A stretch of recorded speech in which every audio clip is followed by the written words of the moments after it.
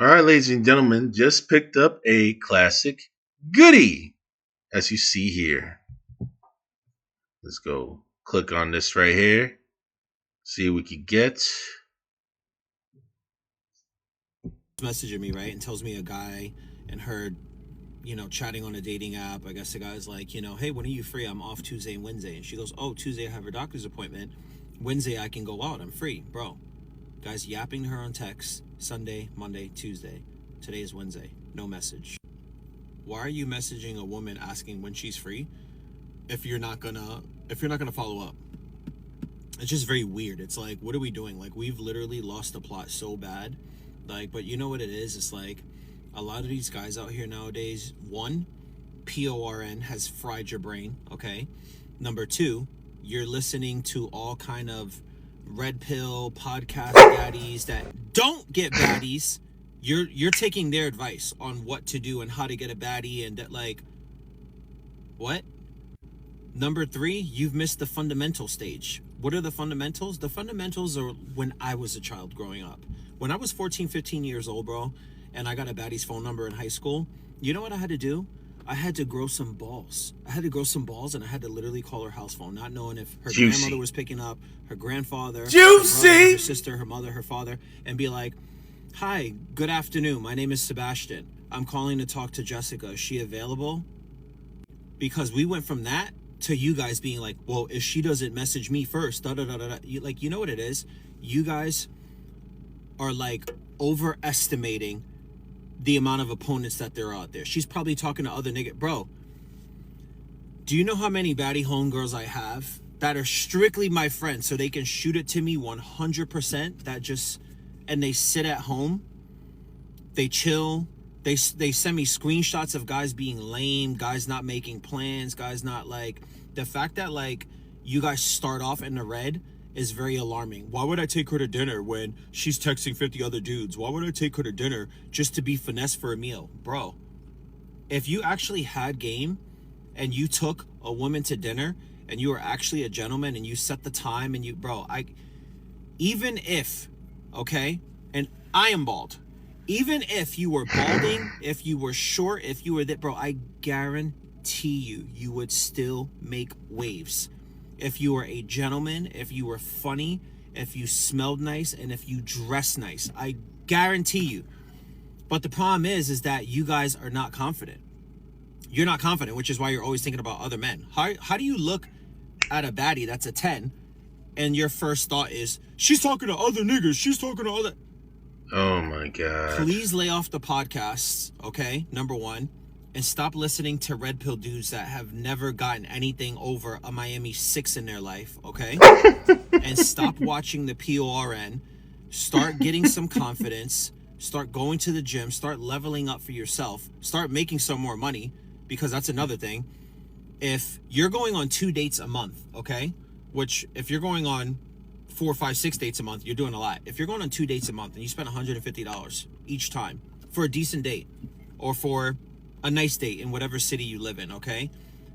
$300 a month, if that's gonna make or break you financially, you don't need to be dating to begin with, okay?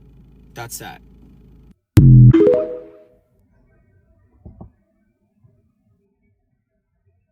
Juicy. Ladies and gentlemen, boys and girls, welcome to another episode of the Nerd Chronicles, with your host, Christian Paul, speaking. And ladies and gentlemen, what really caught my eye was another recent TikTok video on how a woman basically said that, like, red pill content and one of her exes has ruined one of her relationships, and it causes so much chaos, so much so that even the pseudo red pill gurus have mainly reacted to that particular type of content. And I do want to actually just be realistic about the whole situation in regards to what's been going down, especially with dealing with this type, when dealing with actually getting pseudo red pill advice by pseudo red pill gurus. And those, I'm specifically saying pseudo red pill advice, not actual red pill advice, because there's a difference between pseudo red pill advice as well as actual red pill advice. And with actual red pill advice, is the actual practical truth that you mainly see and observe, right? And we'll get to actually deal with that at the end of this video. Um, Pseudo red pill advices you mainly actually preach a certain ideology that many people don't even live by, and you actually just go far into the far alt extremist alt right ordeal. That's pseudo red pill ideology, ladies and gentlemen. So that's basically what it mainly is, and a lot of men and a lot of women, I wouldn't say even a lot of women, some women, but a lot of men, majority men, that actually watch this content or mainly have their minds poisoned by people who don't even follow what they preach, or the ones that actually do preach that type of stuff, but ended up getting themselves up in heavy, deep water, either through civil lawsuits or criminal charges, or are currently even serving jail time currently right now. And unless you actually guys are literally hardcore in the pseudo ideology of both man and woman, and y'all fall to the team y'all together, it's going to be real, real hard for anyone to actually take all this stuff mainly seriously and have a successful relationship or even have a successful marriage. And what I have here is a young woman by the name of Mila, who's definitely a millennial from Canada, who actually basically expresses, her experience actually dealing with a relationship that actually went sour due to her ex consuming pseudo red pill content. And I know she's actually citing some of the stuff saying that, oh, you cannot use my videos and content without permission and all these things. I want to actually dig further into that. And I want to try and actually give a side note here.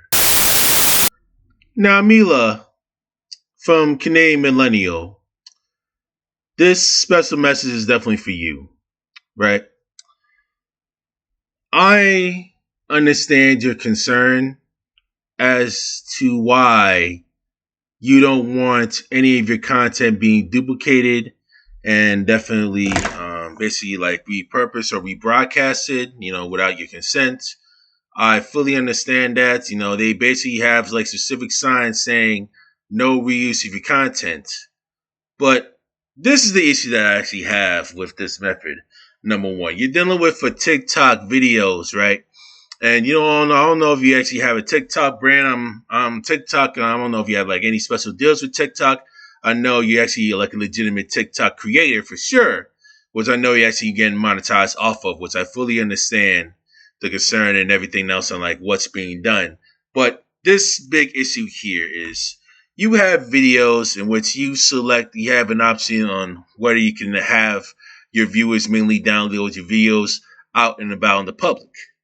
Now, the issue with that is once that video is downloaded, it's out there forever, which means they can have people actually mainly reuse it, without even having concern. They can have people reuse it within their free will, and they can have even people review it and actually just proclaim fair use as well with that content.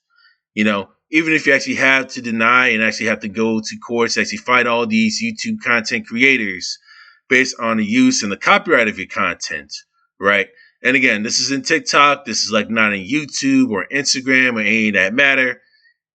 That open download ordeals, and due to the fact that, people reviewing those videos is under fair use law and under the Fair Use Act that's mainly done through social media, it's going to be very, very, very hard to actually combat lawsuits based off of that if you have people actually transform the content mainly by nature.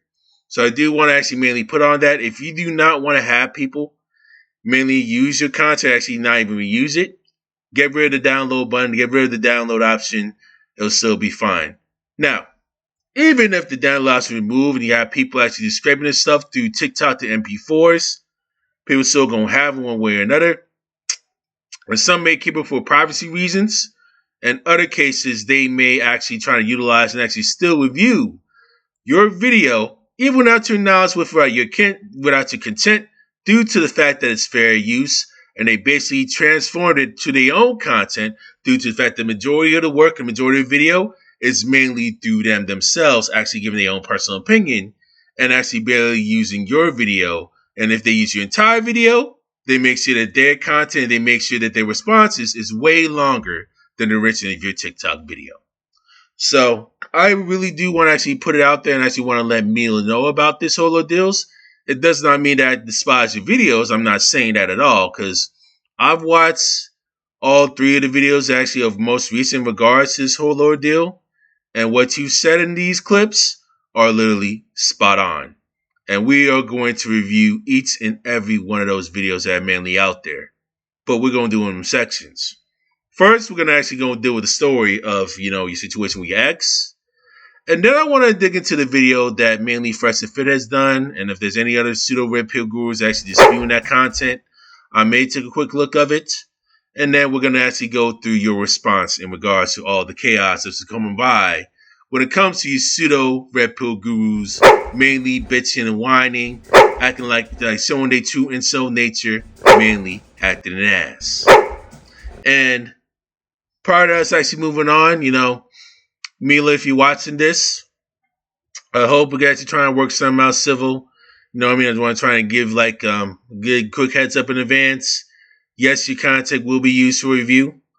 And I'm not going to try and use that to actually mainly belittle and actually mainly act the fool. But I do want to use it as a teachable moment to everyone that's watching it on what we can all learn from when actually seeing stuff like this and actually prove my thesis on how pseudo red pill content can mainly damage a lot of people and can make people way more socially awkward, even as socially awkward as me or even worse than me. You know what I'm saying? So, let's get right into having some fun and actually viewing some extremely juicy shit. Juicy! So, ladies and gentlemen, this video that you see here is basically the one that actually started it all off, in which Mila is basically complaining about some men that got usurped in some red pill rhetoric, and she's basically just shares her frustration on the dating market mainly as a whole, based on the men that she has dealt with when she was dealing with dating, and what she's been hearing from some of her friends as well. So let's hear what Mila has to say in regards with this. So I know we used to be brunette millennial, so now it's Canadian millennial. So let's see what we have to see in this here. Every time I have interactions with men, I am just more and more appalled and disgusted by men and the behavior of men towards women. Like dating in my early 20s, men actually had respect for women, relatively. You at least felt like a human being around them. You at least felt like they saw you as a human and not just an object. But the increase in all of these red pill podcasts. And mind you, the increase in the pseudo red pill podcasts took place around 2020, 2021 during the time of the COVID pandemic. When everyone's mainly sitting in their homes, everybody was sheltered in place. A lot of people were sheltered in place due to the unfortunate coronavirus pandemic at the time. And that's how you see much of the red pill podcast mainly blew up. And some of the greater Mansfield podcasts and the black Mansfield podcasts blow up as well due to that phenomenon also, because people were so busy staying up in the house and there's not really nothing else much to do. Definitely outside, when it comes to sporting events, racing events, you can't really go have any big time public gatherings. So you're limited to just staying at home, watch TV, and watch the social media. So that's how much of the red pill and much of the general manosphere blew up around that particular time. And women-hating behavior on the internet has literally poisoned the minds of men. And it was to the point that I just stopped dating entirely for the last 6 months or so. I've been trying to give dating a chance again lately. I've even been trying to date guys who are not, my typical type. But yeah, even dating guys who are not my typical type has not fixed the issue. In fact, actually, it's worse. Now, at least she actually sniffing some of the cues that's there, but yes, it definitely is a little bit harder, but it does not mean to try and give up everything on the whole entirely, just because, some bad luck or some bad apples mainly came to the bunch. There are still some good ones still out there. You just still have to actually find a way and how to actually practice how to vet people and how to sniff these cues out. And consequently, what we're seeing here is much more people being more and more socially awkward. Let's continue with the video. What the fuck is a girl to do? Give up? I always have dated guys who were 10, 15 years older than me, because I've been dating guys around my age lately, and that shit, girl, no. All right. And you see, that's a video where everything started off. And there's this one comment that, basically Mila replied to, and we're going to get to that video mainly as well. Now, so ladies and gentlemen, we have a male responder from that previous video mainly asked Mila a question stating, what do you bring into a man's life? Honest question. And Mila basically responds with mainly this, and she titled Red Pill Content, or shall I say, Pseudo Red Pill Content, ruined my relationship. So we're going to actually just dig further into detail, and she's going to answer his question in a very, very detailed fashion, in a more precise and surgical fashion, as to why she's in the position that she's in today. Let's get rolling. I was with my best friend from 19 to 26 years old. That dude was my fucking everything, okay? This is the story that he would tell everybody when they would ask what kind of person I am. We've been together for like 2.5 years at this point, maybe 2 years. Ladies and gentlemen, this is something that I did not fully catch when I was viewing the video at the time. I know that there's like the relationship that came by from 19 years old to 26 years. So basically they've known, Mila and her now ex have known each other for 7 years approximately. And more than recently, they've been together for about 2.5 years to 2 years. So after 4-ish years, they evolved their friendship to evolve it down to an actual serious relationship and commitment at that time. Now, I will say this, every relationship is very uniquely different.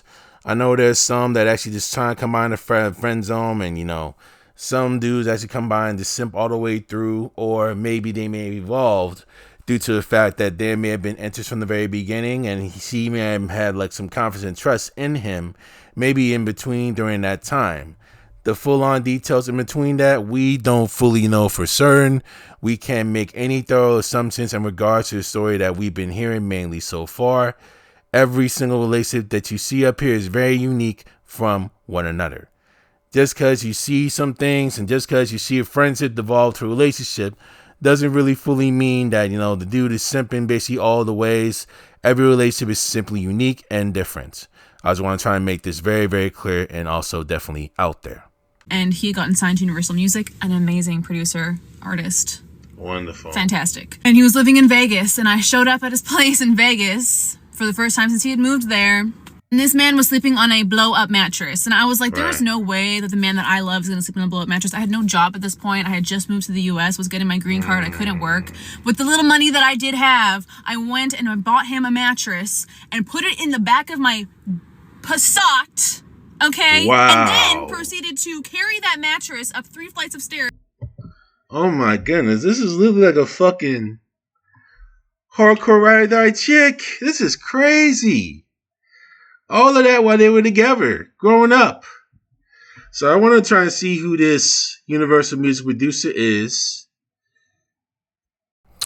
And another thing I did not sniff out, ladies and gentlemen, is yes, he just went out of a way to actually just get a hardcore mattress that she carried by herself, which is crazy, unique, and definitely like a huge appreciative gesture. Now, could they actually been much better jobs actually handle the situation, actually ease some tension toward Mila by the ex at the time, then boyfriend at the time? Yes, 100%. I 100% agree with that. Just actually ease some tension because he actually did that mainly from the bottom of my heart. And that's something that you really can't actually take it back. It's like a huge, huge upgrade to actually try to elevate your life. Even if you didn't ask, it's definitely a huge upgrade. But it doesn't really fully assume that they're going to want something and they're going to want everything to take from you and take money from you in return. That's not fully the case. They usually actually mainly see you as family. And yes, they got like some other favors when they're dealing with like give and take. And you have to deal with like residuals and definitely doing things like a two-way street. That's basically what a relationship truly is. Definitely at the end of the day. But it doesn't really fully automatically means that they're going to always take some from you and all these things all the time. No. I want to try and make sure I find them. I don't know if it's a specific.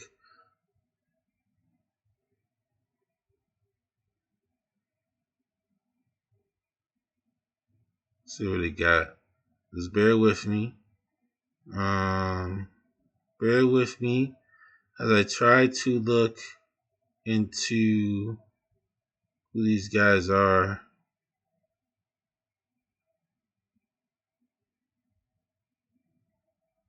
But we don't really fully know if it's who they are and all that stuff, right? We don't fully know for sure because he didn't really say a name.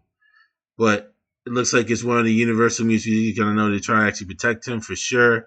But, you know, because he works for Universal Music, being with the big boys and all that. So let's continue with definitely Mila's story here. At like 9 o'clock in the morning in the scorching Vegas heat. Heat. Walk in there, I'm like panting, sweating, dying. Damn. Because that's what you do when you love somebody.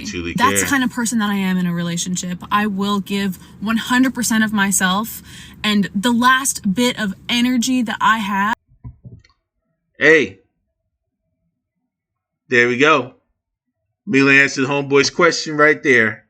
This little question, she clearly answered this man's question right there very, very, very easily. Sliced and diced him. Because I love you. That is what a woman does. Yeah, we can talk about how I cooked and cleaned for him. Woo! Juicy! Woo! And my more words behind the scenes, what she ain't tell you is she probably fucked them off the two. The way that she be going out. She clapped them cheeks. Woo! Woo! You know what I'm saying? Forgive me, y'all. I was having too much fun. What I had just made is definitely an assumption. Just disregard that one. You know, they may be fucking, they may not be fucking, who knows? But, you know, I was having like a little bit of fun. But just ignore what it's definitely just said. And it's definitely just we're just going to go with like what's actually been given specifically for sure. All right, this is just having a little bit too much fun here. Just don't mind me, y'all. Apologize for that. All right? You know, they may fuck, they may not fuck. We don't know. Who knows? There's his answer right there. His answer is literally right there. And that's what the red pill been mainly preaching, right? Your woman got to cook for you, clean for you. Your woman got to follow your lead. You know, your woman got to fuck you at any given point whenever you need it. Now, that right there. That right there. That's your answer. But here's a little slight trick that the red pill doesn't fully... The pseudo red pill doesn't really fully teach you on. And we're going to get to that definitely later on at the end of this clip that we're going to review. We're reviewing now, excuse me. Him and helped him with his business and helped him become a fucking millionaire. And now he lives in a nice penthouse fucking apartment in Vancouver. Big time. Huge. Huge right there. I don't need to talk about that because I know what kind of woman I am when I show up in a relationship. You want to know I ruined that relationship? We were long distance for a period of time. I went during the pandemic and I was staying with him in Vancouver and something changed. And you want to know what changed? He started watching podcasts like Fresh and Fit. Wow. So 26 years old, around the time that she was 26, time of the pandemic. We're talking about 2020, 2021. That's when the rise of the pseudo red pill content, the general management content mainly took off. And not many people were actually just going out and about. So many people staying up in their homes. It's a perfect opportunity for content creators to literally blast off. And that's how the red pill, the pseudo red pill, has mainly emerged. That right there. He started listening to content about MGTOW, and that man changed. And no, MGTOW is basically saying, you know, all women gonna kid at you for money. They'll say, oh, no, women like that. We gotta assume all law. They gonna run and take your money. These women are dangerous. These women will fleece you. And they'll have certain stories of some crazy divorce story to actually try and manipulate, to try to utilize, to try and make it assume that it's every single woman that's out doing this. While in reality, it's literally a case-by-case basis. You know, stems from a lack of vetting, stems from not actually having full self-reflection up in the mirror, not actually trying to literally not actually making an effort trying to get yourself out the house and seek professional help and professional therapy, seeking a mental health specialist. You know what I mean? This is unfortunate consequence to that. Now, let's finish with this video that Mila is actually presenting. I would sit across from him and not understand the person that I was seeing. I felt like I was waking up to somebody that I did not know. I am qualified to talk about this shit. I am qualified to understand the repercussions that red pill content have on men. Pseudo red pill content. Let me try and be specific. Pseudo red pill content. Because the person that I wanted to spend my life with, the person I was in love with, the person I wanted to fucking marry, changed overnight. Boom. Because of the content like that. And I see now the men who do watch that content. I hear the things that they say because I would listen to it. I actually started consuming that content because I wanted to understand what happened. Right. To all the men who asked me that question, there's your answer. Yeah, you know, what the red pill doesn't teach you is that it doesn't teach you how to thoroughly vet women. It doesn't teach you how to actually thoroughly vet a ride or die. It doesn't really fully teach you actually how to actually build whenever you guys are actually standing from the bottom. And this woman would have been a hardcore ride or die, would have been a loyal partner, and soon to be a loyal wife to him because she helped build everything they have. She helped build his legacy. They could have actually built something. They could have literally became a power couple together. And they could have created all that wealth and all that building, all those finances. And had he had more of an inner look at how to utilize his money and how to actually multiply his money, utilizing certain finances, understanding risks, understanding investments, you know, he could have literally had the option to retire his now ex-girlfriend early to allow her, and keyword, allow her to have the choice to be a stay-at-home wife or to continue on what she loves to do. You know what I'm saying? It's as simple as that. But because they got soaked in, not actually fully understanding some of the notions and not doing any thorough things on the background of these content creators, literally trying to take everything super golden without doing thorough due diligence. Unfortunately, this is how homeboy ended up being in that position, literally down at that point around the time, and that's how unfortunately red pill content ruined that woman's mainly particular relationship as well, which is a shame.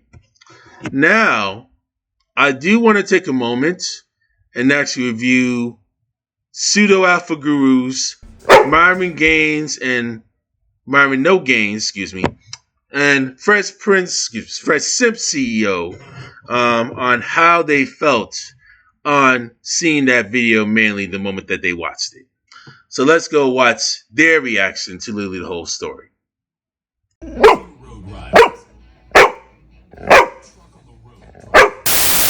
So ladies and gentlemen, we got the pseudo high value gurus, Fresh and Fit from the Fresh and Fit podcast, actually reviewing the same video that we just reviewed earlier.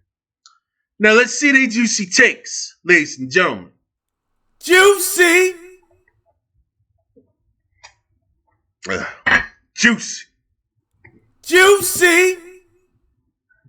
Apparently she had a man that she met and was madly in love with, and for whatever reason he was broke on his way up. He became successful, started watching the podcast on the way up as well, and he made his money. We'll watch the video to tell you some more, but like basically he dumped her ass, which, and rightfully so, was probably a good move to make because look at her complain now. All right, so let's roll the clip. Yeah, I think they were complaining because they saw some toxicity maybe, but we'll watch the same clip over to see if they have any other difference in what they saw. With my best friend from 19 to 26 years old. That dude was my fucking everything, okay? This is the story that he would tell everybody when they would ask what kind of person I am. We've been together for like 2.5 years at this point, maybe 2 years, and he had gotten signed to Universal Music, an amazing producer, artist. Fantastic. And he was living in Vegas, and I showed up at his place in Vegas for the first time since— Pause. Makeup. What is wrong with this chick's cheeks, man? She looks like a fuck. But what the hell does what does her cheeks, Myron, what does her cheeks and what her makeup is wearing have to do with the actual story on how her relationship deteriorated? What does it have to do with the actual story on how he broke up with her? What does it have to do with it? What does the current makeup that she's wearing a week ago at the time of this recording have to do with them actually being apart? I don't get it. Fucking clown. Makeup, bro. God damn. This is how they show you their real true colors, man. And they out here belittling, calling them clowns just because they have like some basic makeup on just to tell a story. I don't understand. I don't understand. I really don't understand these goofies at all. They're not actually attacking the story and actually trying to see the fallacies in there. They out here literally just belittling the woman and calling her a clown just because she put on some makeup or some basic makeup on. Like, come the fuck on, man. Like, really? Fucking crazy. I'm telling you, bro. It's like lazy too, because it's like she put all that makeup on, but her hair is all pulled back and shit. So there's a test you can do. Yeah. No, she's living her life. She's not trying to get all glammed up and all that. Like, what's the big deal? Again, what does this have to do with the story on how they broke up? Yeah, you got like women literally pulling their hair up and having their hair up in a bun and not wearing makeup, going to the store all the time. You know, they got so much up money to do. Sometimes it's like they chill day. This is their rest day. It happens. Let them be. Let them live their own life. What does it have to do with the story? With girls, first day you go to the beach. Oh, it cooked, man. That's a hitter. Wait, was that you on Instagram? Because that's not you right now. With that water. You're fucking lames, man. He had moved there, and this man was sleeping on a blow-up mattress. And I was like, there was no way that the man that I love is going to sleep on a blow-up mattress. I had no job at this point. I had just moved to the U.S., was getting my green card. I couldn't work. With the little money that I did have, I went and I bought him a mattress. Oh, I forgot to say this. What First and Fit is going to be about to do in this video, if I go through all of this, more than likely it's going to be 4 things that Kevin Samuelson stated. Sign, right? Shame, insult, guilt, need to be right. 3/4 of the method have been used already. When those couple lines, when those couple questions and those couple gimmicks that Myron and Fresh mainly did, shame, insult, guilt, over makeup and pulled hair, literally deflected from the actual story, right? Yeah, I would not be surprised if the 4th one will mainly come soon, the way this is going. And put it in the back of my Passat, okay? And then proceeded to carry that mattress up 3 flights of stairs at like 9 o'clock in the morning in the scorching Vegas heat. Walk in there, I'm like panting, sweating, dying because... You gonna say something? Imagine, right? A guy helps a girl move in and he complains about helping her move in. Like, bro, you willingly help the guy move in. Girls always remember when they do shit for you. Yes, 100%. They always, and especially when they like exert physical force or do something that isn't like in their. Well, even when they do shit they're supposed to do, they'll mention it, which you guys are gonna see here in a second. Clean everything. But isn't it funny that she's making a point to say, "Oh, I helped him move in. It was heavy." Well, you loved him, right? So does it matter? Love. Whatever. Yeah, that's part of what it is. He should be appreciated for all the stuff that he did because you guys are literally a team. That's the point. Yes, he helped you move in. She's trying to actually get to you all your stuff to actually try and help you improve and actually try to elevate your job and elevate your career. That's what it's supposed to. That's what a partner is supposed to do. Is support her partner, as she should. That's basically what a ride or die would do. That's definitely normal. That's not belittling. Again. Sorry, y'all. This is all that little guilt strategy saying like, oh, I've done all this stuff. What I get in return? And they're looking like, oh, that's what you're supposed to do. Oh, yeah, that's definitely a relationship. And he done all this stuff. That's definitely that's also appreciative up in that matter as well. That's what she's supposed to do. And the cooking and cleaning as well. As Myron and Fresh will mainly actually tell a lot of y'all to actually vet for women that can cook and clean. Right? Continue. Bullshit, bro. Yeah, 100%. But yeah, they calling all this stuff BS now. Right? That's what you do when you love somebody. That's the kind of person that I am in a relationship. I will give 100% of myself and the last bit of energy that I have because I love you. That is what a woman does. Yeah, we can talk about how I cooked and cleaned for him and helped him with his business and helped him become a fucking millionaire, and now he lives in a nice penthouse fucking apartment in Vancouver. I don't need to talk about that because I know what kind of woman I am when I show up in a... Nah, that's not salty at all. That's not salty and bitchy at all. That's actual facts that he's actually spewing out that he remembered at the time. Basically what they were actually coming by and what they were doing. No, that's actual facts of what they did, all the building, all these things. How is that saltiness and how is that actually complaining that they broke up and they actually, if for instance, and let me say this, if she really wanted to get back with this man and she really was truly salty, why not make the effort to actually try and make all these shit to try and get back with him? Where's the text that actually showed that, hey, I want to get back with you. I want to try and actually just, make love with you again. I want to reconnect with you. Let's do all these things. And now he rejects her. Okay. Now, Myron and Fresh definitely have a point. But if we haven't really heard it from her, we'll just take it as is from now, unless some of the stuff is actually mainly improved elsewise. But we'll continue. Relationship. You want to know I ruined that relationship? We were long distance for a period of time. I went during the pandemic and I was staying with him in Vancouver and something changed. And you want to know what changed? He started watching podcasts like Fresh and Fit. He started listening to content about MGTOW and that man changed. And I was... Don DeMarco. We saved that nigga, bro. He got saved. Listen, imagine that was your girl, bro. Complaining about those things, helping you out when you were down, and all of a sudden, you're up, she's mad. And keep in mind, but how is she mad when she's watching that type of content based on what's going on? Maybe, I don't know the thorough details behind the scenes and like what may have triggered her when it comes to these things, or maybe it was like some women hating stuff that actually mainly come about. All the specific details, I really don't know. But I already have an idea based on like what I saw out of these two dweebs and all these pseudo gurus. I can understand why she's definitely frustrated in that moment. But I'll let them definitely play it out and I'll respond to it accordingly. We don't know this bitch, so we don't know what she did. Neither do I. I'm just going by the story as well. But I guarantee you, she displayed some of the characteristics that we tell you guys to watch out for. Mm-hmm. And that's why, he kind of got put on game. So, I think the end came down as well. The need to be right also. That probably came down as well. The shame, insults, guilt with the makeup and the hair pulled. They're actually making fun of her based off of that and the need to be right. Saying, oh, this woman is very dangerous. You stay away from this type of woman, that type of things. And mind you, Myron is not really fully in a serious relationship until recently. No that he already was blew up on a podcast. And Fresh is literally out here simping for sugar babies, right? And wasn't in an old marriage, right? With a single mother, okay?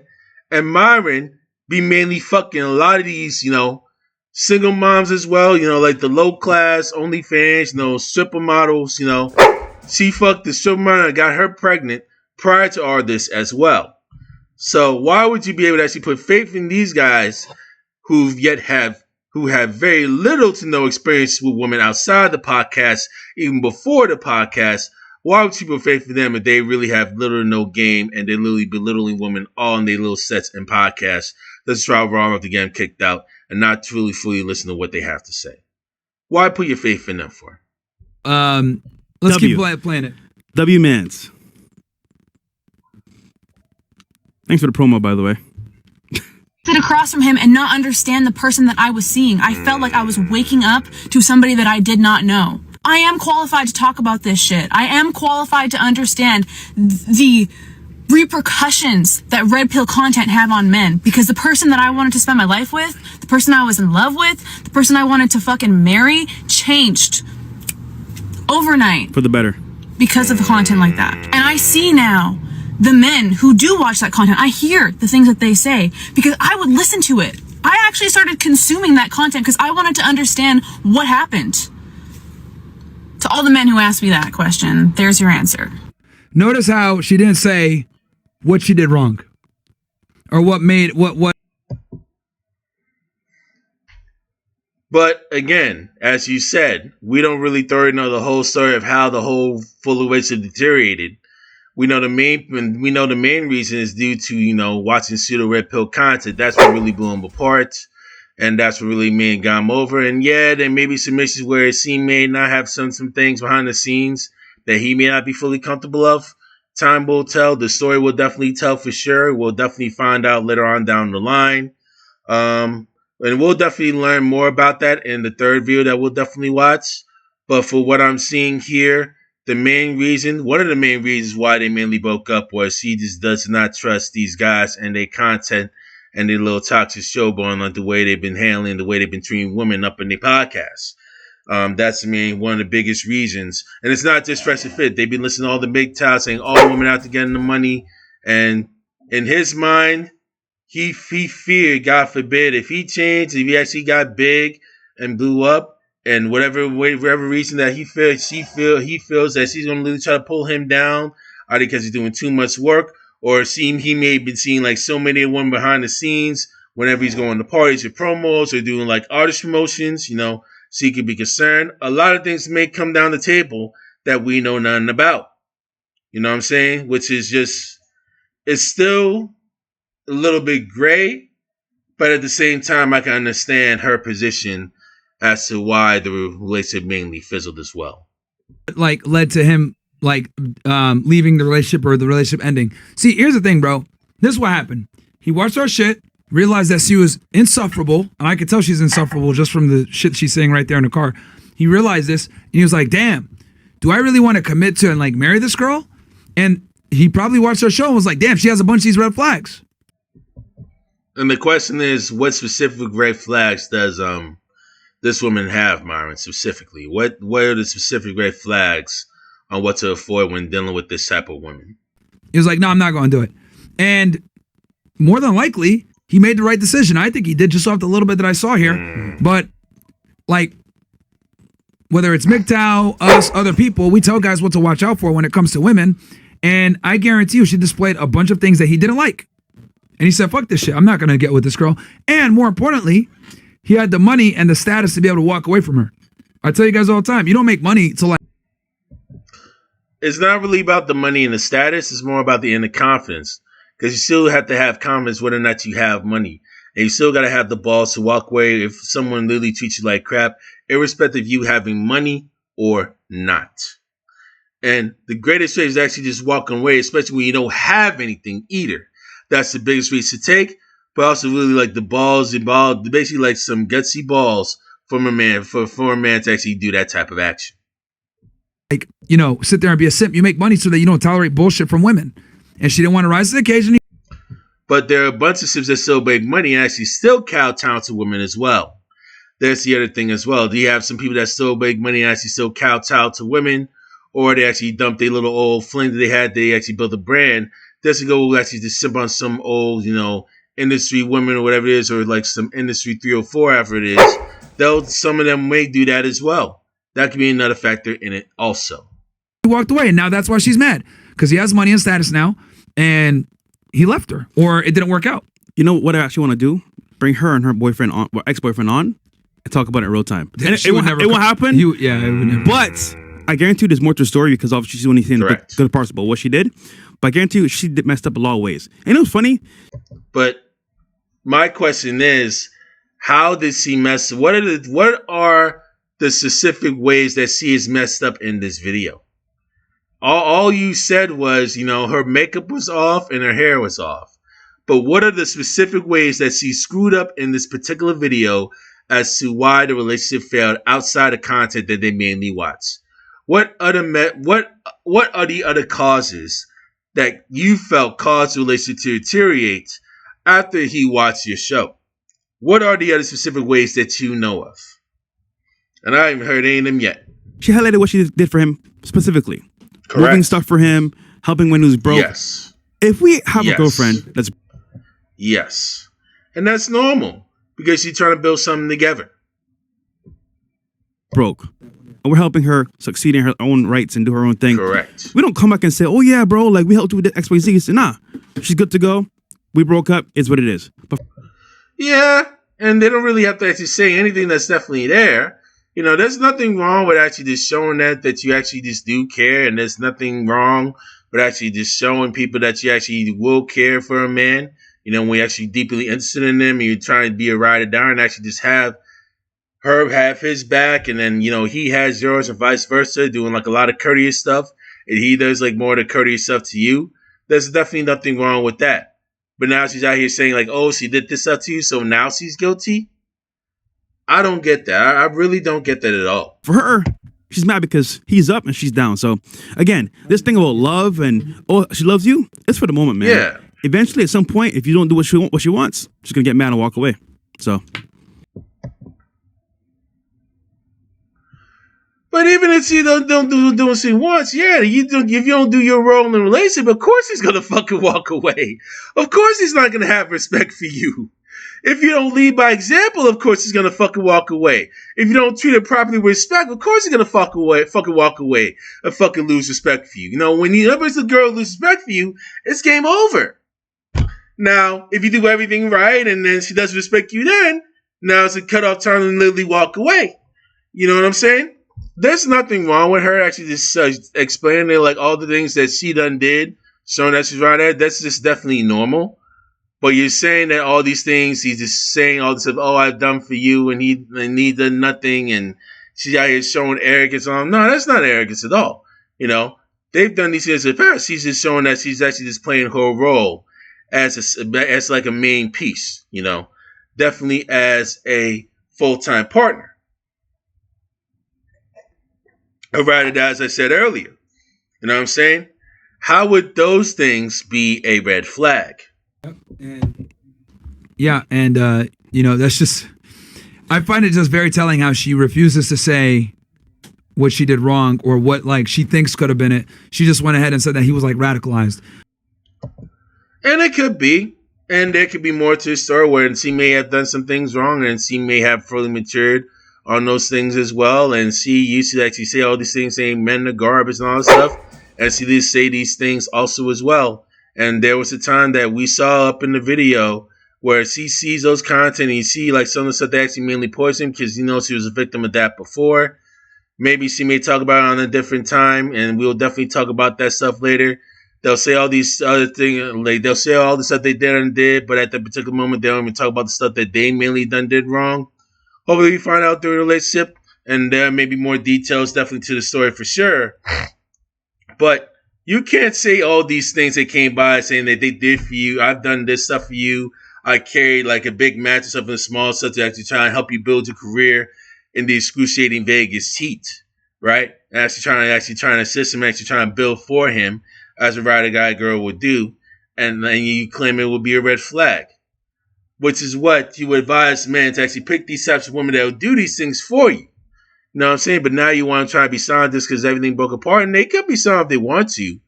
But the reason why she chose not to be signed is because she's actually trying to warn people of the negative impacts and how pseudo red pill content can literally ruin people's lives and definitely can make people more socially awkward. That's why she brought it up.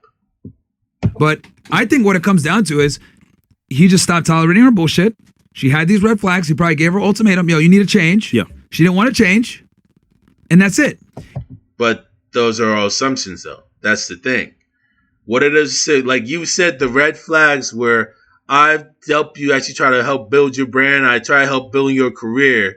And you say all this stuff while they were gone. But you hadn't really said any of the other red flags that mainly come about. What are the other specific red flags that caused them to break up this relationship outside what they told in this video? This is what we know.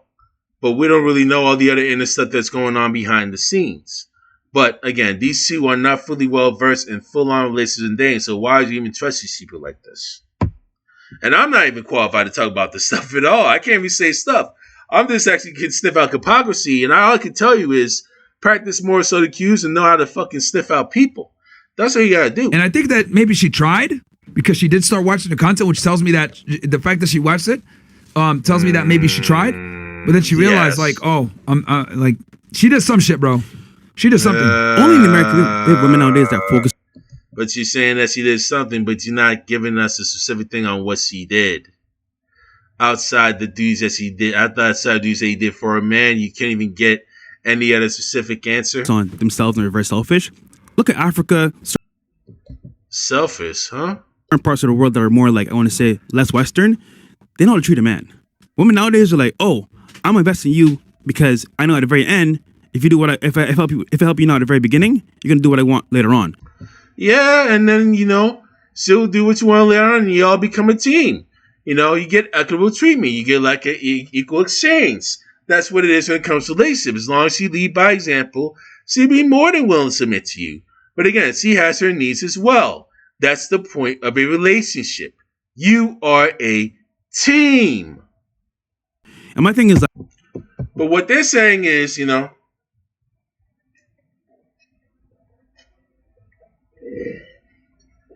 mind is, okay, if I do everything for him now while he builds when he's up, I can tell do everything I want and I won't give him nothing later.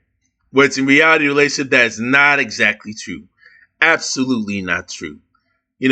What they're trying to actually warn young men is, you trying to do whatever you want and you try to make sure that, you don't hold yourself accountable, but you hold these women accountable. Make sure they don't tell you nothing. You don't tell them what to do. You don't let these women tell you to do anything. They tell you to do that. You trying to kiss their ass. You know what I'm saying? You do whatever you want to do. They got to be kissing your ass all the time. That's what my professor actually trying to explain here. Like, wait, who's first in a relationship? You or your man? If it's you, it's trouble. If it's your man, all right, he's successful now. Nah, the main goal is the team. You and him. But in order for this stuff to actually mainly work, you have to rely and actually follow on his leadership and let him lead by example in order for it to work. And in turn, you got to try and make sure that you actually hold her down and actually protect her from crazy chaos that to come by, and definitely protect her from harm's way and actually try and make sure that she's all good so that she'll be able to take care of you down the line. You see the equal exchange there? It all starts with you leading by example, gentlemen. He's made his way. You should be like, you know what? I'm glad that you made your way. I'm here to help you however you can. I guarantee you she was probably like, you know what? Damn, he made his way. He's successful. But what about me? Like, put me on. You're assuming that they want to put on, but that's definitely not true. She's more than willing to actually be a ride off for him, just actually build a relationship so that they can actually continue the momentum rolling to actually mainly build together. What first is definitely saying is more than likely not true. It's saying, oh, I want to give me. You know what I'm saying? They want to try to take everything, try to lease and actually take all your money from you. No, that's not the case at all. She still wants to continue to actually want to build with this man so that they'll be able to do things together. And my thing is like, okay, you want a guy that's from rock bottom to help you at the very end, which it should go that way. However, absolutely. In this case, if you're insufferable, annoying, I want to say very like on his ass all the time. But how is she doing that? And as she was actually telling the story in the video, she never said anything about being insufferable, annoying, and actually being on his ass all the time throughout the time. And no, she specifically said they weren't along this relationship at the time of COVID. And she specifically said that, right? So how do you specifically know if that woman is insufferable and she's a nuisance to actually begin the relationship?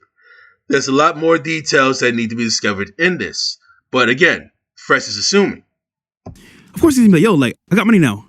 Leave. Speculation. But watching the content, if you actually understand what we're saying here, you would have been way ahead of most women because you would have said, you know what? I know what men actually want. And that alone will tell you, okay, cool. Don't be annoying. Don't be a hoe. Kid in my man. And yeah, and that's what she was. Homeboy, you don't get it. Oh my, what a bunch of fucking at the end of the day, lames. If he succeeds, great, because it benefits both of us. But in her mind, that's the point. Oh my god. That's what a fucking relationship is. And that's what she specifically saying in that video from the beginning. Oh my god. You guys are a team. That's what she's trying to explain. She's basically trying to say, let's worry about us and not let the outside noise get to us. And what happened while they broke up is that he let the outside noise mainly get to him rather than focusing on his girlfriend and definitely mainly on his career as well And yes, I see other women that actually their distraction also, but definitely trying to actually keep the prize in hand and try to build together and not worry about this other nonsense. And that's what these dudes and these sweeps don't see. I guarantee you, bro. It's me. What do I get out of this? And what actual tangible benefit? She's mad. And again, listen, she watched content, which means she wanted to learn what we say for a reason. So, anything, man, I think she deserves what she got, and he got out scot-free because, bro, no kids, she's out the picture. I guarantee he's way happier now. Guarantee you. So, and also, it was a long-distance relationship. That might have been a part of it, too. Because we've always said long-distance relationships are L for you as a man. Yeah. They almost never work out. If anything, I would argue it puts the woman in a position of power a lot of times. It's hard. Because, quite frankly, no matter how much status and money you have, a woman can... Yeah, and then long distance, he could actually live with them in Vancouver as well. That could be it. But again, we don't really know too much part of the story as to what went on around that time. Maybe she could have stayed home during the pandemic, or she was still in Canada at the time while doing the visa. We don't know. We really don't know. But, I'm done watching this shit. I really am done watching this shit. You know, let's go just go watch the final video and see what we can actually try and get out of this stuff. All right, ladies and gentlemen, now Mila responds.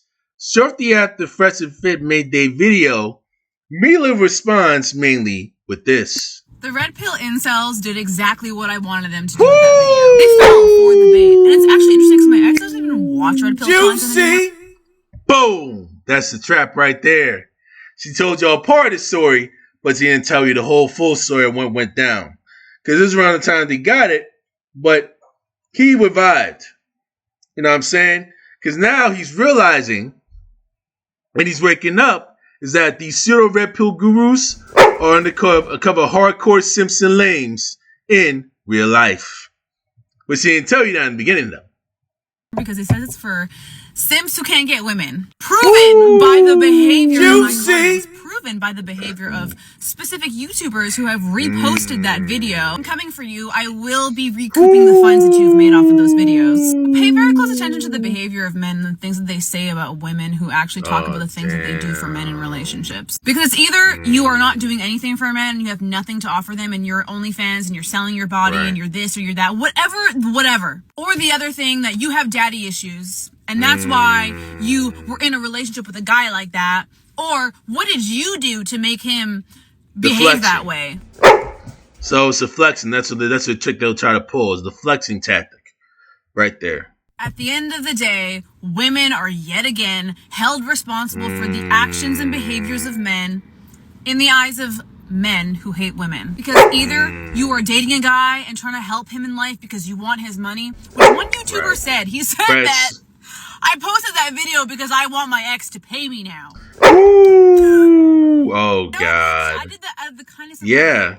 Out of the grace of the heart, because you truly care about him as a partner when you guys were together. No, that's normal. But yet, someone's actually claiming that you're doing it and like in return that, you know, you're going to try and take from him the moment he succeeds. Yeah. It shows how lame these motherfuckers are. And it shows you how inexperienced and lazy these motherfuckers are. They're so dim-witted. So dim-witted. Because I care about him. There I you also go. heard that I care I'm about bitter family. because my boyfriend wouldn't marry me. Huh? As if not getting married is the biggest threat to one's womanhood.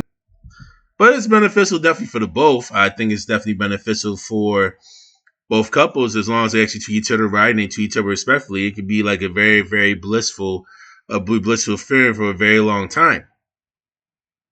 Men still don't get it, ladies. They still don't get it. They do not understand that behavior of those particular men. It's not all men, because there are some fucking amazing, thoughtful, caring, woman-loving men. Hint, hint on the women-hating men. Yay. Date men. Juicy. Don't date black women, cause he date boys. Dick in the booty. Dick.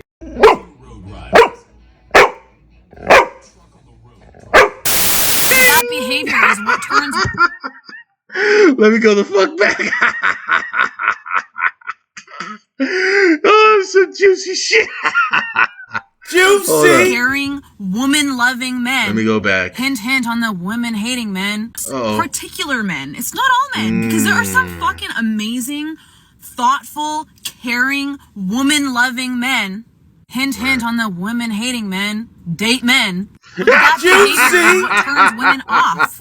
Like, getting married is not the end goal anymore. Because we are sick and tired of the disrespect. And then for men to sit up on the fucking internet and say that red pill content is the fault of women as they blame everything on us, right? When women have quite literally been fighting for their rights and the respect of men for generations. They'll never get it. They won't. And one final point, when I made this page, I was actually making red pill content. And one day I woke up to the fact that I was subscribing to... And notice when she looked into the old stuff, she deleted some of her content in like the early days of her page. So I definitely did notice that for sure. Woman-hating behavior. I was afraid of being friends with women because of the things that these guys say about women. When I switched up my behavior and my viewpoint and I started to actually look into statistics, like the fact that married men live longer than unmarried men, that married women die earlier than women who are not married. Now, my other question would be, is this. I would like to find the actual statistics on how married women actually die earlier than women that are not married. Where can I find those statistics from? If Mila, if you're there, if you're listening, I would like to see if you're able to actually just send me some links so I can actually review it. I could definitely try to review some research papers on this as well to try to verify it. I'm not saying that you're wrong. I don't want to try and actually challenge you and actually just deny it because I don't know. I would definitely love to see it for myself so at least I can review it and I can actually try and dig thoroughly into deeper detail. Because if there's some deep section of that, as you know, I do have a very strong background in engineering and mathematics and statistics, and bachelor's in engineering, master's in applied math statistics. So I've been actually just been deep up in the whole core and statistics game for many years now. So if you're able to actually send me some research papers and related to those statistics so that I can review them and I can try to verify them, that would be great. I realized very quickly that, yes, of course, there are bad women and there are bad men. But correct. If you look at the statistics, because men want to say that women aren't logical, then crash the fuck out on YouTube and in my comment section. Juicy! Pseudo red pill gurus. That's the nature of them right there. The proof is in the numbers. And to the ladies who were in my comment section talking shit about women, think about the things that you are subscribing to that will later harm your daughter. Juicy. But what I think from a deeper perspective is that all this crazy women-hating, man-hating content, all this pseudo-red pill, pseudo-feminist, all this crazy stuff, all this manipulative relationship stuff has made people way, way more awkward in modern times. And it's just really, really unfortunate. Even some people way more socially awkward than me. But we are going to... I'm actually going to talk about this literally onto the last section, definitely very, very shortly. Ladies and gentlemen, what Mila has stated in the recent video regarding married women die younger than unmarried women, it is 100% false. And there's actual credible research and actual credential research and scholastic research that definitely back up that claim. So you see on the AI overview from Google, and basically states that no, married women generally live longer than unmarried women, and there's no evidence to suggest that they die younger. And if we actually go to the link that shows that, they have all these sources that they mainly have up here, which I will definitely look into that as well when I actually dig up it. And some of them are like probably from a few years ago. They explain that many studies have shown that married people have a longer life expectancy than unmarried people. Age-adjusted death rates for married women are lower than for unmarried women. One study found that married women have a 28% lower risk of dying from heart disease than unmarried women. You have selection bias, saying marriage selections may be a factor in the longer life expectancy of married people. Marriage may be associated with a healthier life, which may contribute to longer life expectancy. Lifestyle partners may encourage each other to seek early medical treatment, take medication, and make changes to unhealthy lifestyles. And you have other factors that she's shown through the AI corridor with generative AI through Google, is that most studies that compare mortality by marital status do not differentiate between separated, divorced, and never married people. Undifferentiable. And now you have another fact that shows that the difference in life expectancy between married and unmarried people may be more pronounced than for men than women. I'll give Mila that, though. I will give her that in regards with this. So let's actually take a quick pause and let's go look at two other articles here and actually dig deep into further detail here.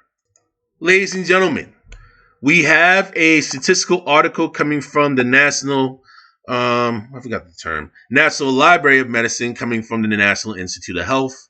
And it's a subset of the the subset of that is the National Center for Biotechnology and Information, which titles Marital Status and Longevity in the United States Population. And the United States population, we're talking about a good 300-some million people up in the U.S. alone. So that's basically discussed with the United States alone. It doesn't really fully discuss, disclose the entire globe, but more so United States specifically, right? So we have a bunch of researchers from the NIH that discuss and actually investigate the relation between marital status and survival. And they have a PDF that actually shows this as well. If we actually look into that, they have a very PDF tool that actually mainly show these things, and looks like it may have a bunch of statistics that mainly show this. So we will definitely look into this article here. Let's get it downloaded. And let's see what we can do on this. Let me try and actually go save this real quick. Marital status and longevity. We'll look into that.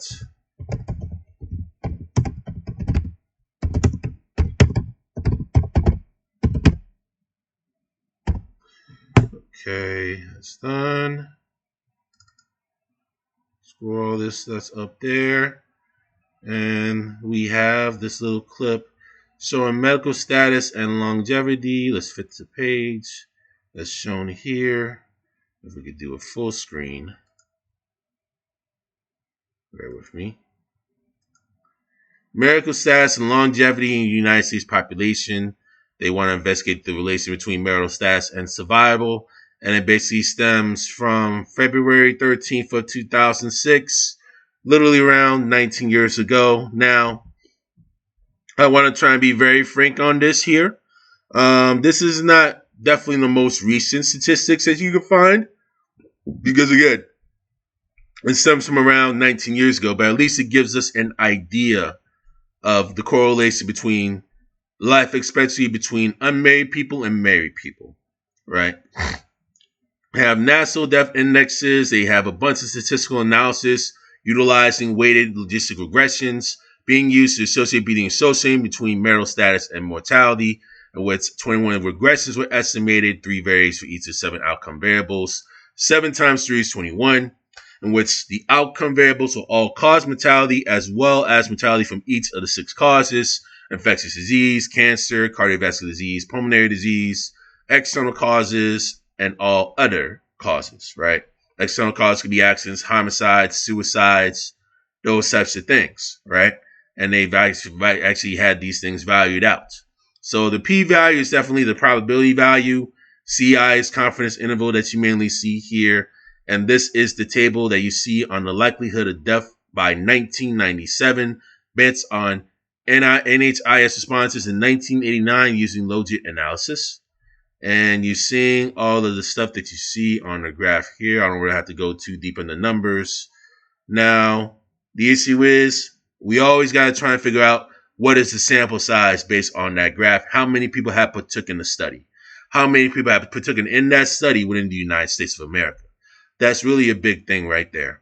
Now, you see here, of the 35, and that's the sample size right there, keyword, 35,141 cases And that's the ones that they've examined out of about 100 million couples, right? Very small sample size. In the 1989 NHIS that were not usable, 99% were excluded because the respondents' age was less than 19 years. Makes sense. Leaving 80,018 cases for analysis. 48% of the participants were male and 52% were female. So totaling that 80,018 plus 35,141, that basically what gives us, if we would do a little round count here, it will leave us with 115,159 case subjects that partook in this subject. So about over 100,000 cases basically that took place in that study out of like 100 million some marriages of the United States, right? Regarding education at baseline, 6.2% had less than 8th grade education, 38% were high school grads, 31.3% had some college, 15.6% had a bachelor's degree, 7.9% had a college graduate degree, and 1% refused of the sample size. Now, you're seeing all this here. They talk about income, they talk about race, ethnicity, marital status, all that stuff. Barely, they don't have to read through every single thing that's out there. And y'all see the graphs, ladies and gentlemen. Lower CI limit, lower confidence level on the left side. Upper CI confidence interval that's on the right side. Those are the two outliers. And in the middle, you see the CI that's definitely up in between. You see the odds ratio estimate that you see there. That's basically what you see that's down below, right? You're seeing death rates being higher, and this took place around 1989, ladies and gentlemen, that you see with the percentile. All of this that you see here, that you see on these graphs, so much stuff that's discussed that stemmed from this in 1989. And you're seeing all these policy implications that deal with high-risk behaviors and certain conclusions. And you see here are the references on where they have this information that took place from the 80s and 90s. Now let's go focus on some other articles that back this up as well. Now we have another article showing life expectancy and active life expectancy by marital status among older U.S. adults. And it looks like it got it from the NMLH as well. And we'll get that PDF file that's actually shown also in regards with this. And this is basically where that came from also. So let's download this motherfucker as well. Get that out the way. Life expectancy and active life expectancy older adults. We'll do that.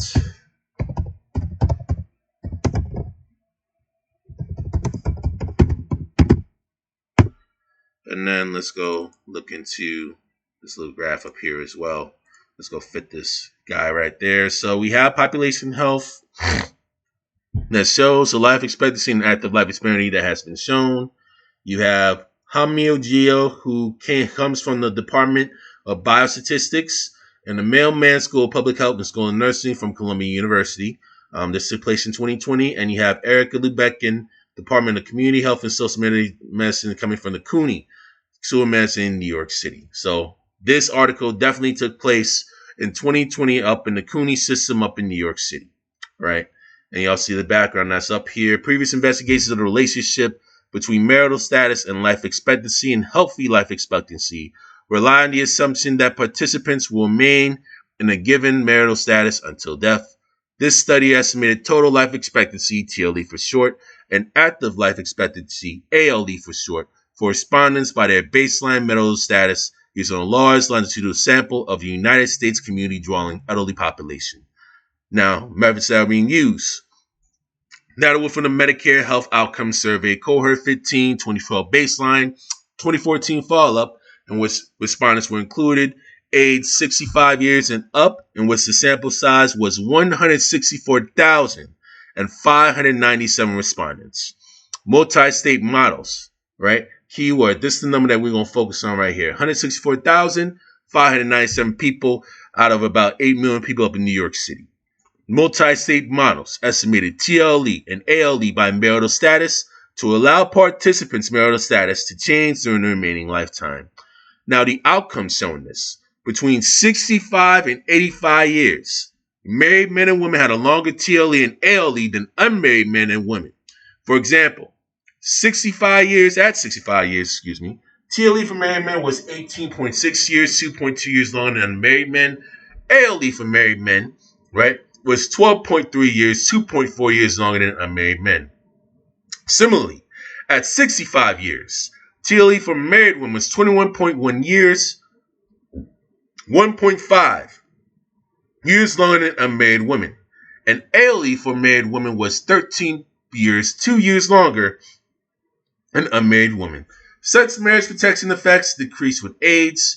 In subgroups of unmarried persons, never married people had the shortest TLE and ALE among men, and never married, divorced, and widowed persons have a similar and shorter TLE and ALE among women. The difference in TLE between married and unmarried people was smaller after adjusting for the baseline activity limitation status, which the study provides additional evidence for marriage's protective effect, with the magnitude of protection being greater for younger as compared to older people, and when selection bias was a large contributor to longer life expectancy among married people. And this is within the sample size, ladies and gentlemen. Now, we can go through some of these charts, and we already know it took place 5 years ago.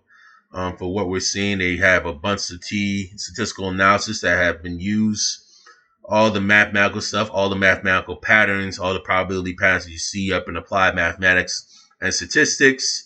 Definitely like some high-level mathematics, triple X rated, pornography rated mathematics. Mathematics on steroids, some nasty calculations, some pornographic calculations that have been done when dealing with these advanced studies. I don't want to try and just be too technical and too mathematical up in this general video when it comes to actually challenging these ordeals, because again, we have like a collective group that definitely want to actually try to see this through a generalistic standpoint, right? You see all these equations up here. If you guys want to have me discuss all this in further detail, I gladly do it up in a separate video. Okay? So I want to see the graphs. You see table 1 here. Y'all see the total number of people that have been shown. Men, 69,000, approximately 69,000, almost 70,000. Women, almost 96,000, right? And this is the outcomes that you see with the baseline sample characteristics from the 2012 Medicare Health Outcomes Survey, right? And we look here, right? And you see the A that's there. It basically died between baseline survey and January 31st, 2015. So the survey has taken place up in the 2010s and it was finalized in 2020, right? And y'all see all this stuff that's made up here, and I'll give you some links in regards to those studies up in the description box below. And you can also see this stuff on the website as well, should you choose to use it. Okay. Now, you got the TLE and active life ALE by marital status from 65 to 95 years.